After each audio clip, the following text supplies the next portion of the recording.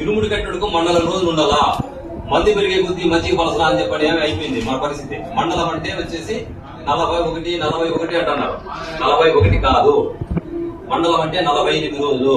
వేలను పట్టుకొని మలయాళ గ్రంథంలో ఏం చెప్పినారప్ప అంటే 102 స్నానాలు ఎవరైతే చేస్తారో 51 రోజు ఎవరైతే తీసి ఉంటారో అది అస్ఖలిత బ్రహ్మచర్యం అవలంబించే అటువంటి వాడు మాత్రమే ఆ 18 ఎక్కేక రాత.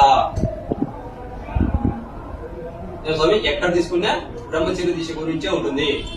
మామూలుగా వచ్చేసి కృతాయుగంలో 78 రోజులు మండలం అంటే, త్రేతాయుగంలో 68 రోజులు మండలం అంటే, ద్వాపరయుగంలో 58 రోజులు మండలం అంటే, కలియుగంలో 48 రోజులు మండలం అంటే.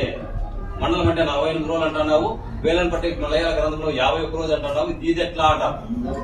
మనకు జన్మనిచ్చినందుకు తల్లి తండ్రి ఒక్కొక్క రోజు, గురువుకి ఒక రోజు, అందుకు 51 రోజు మనకు జన్మనిచ్చారు. గురువు వచ్చేసి జ్ఞానవంతులు చేశారు.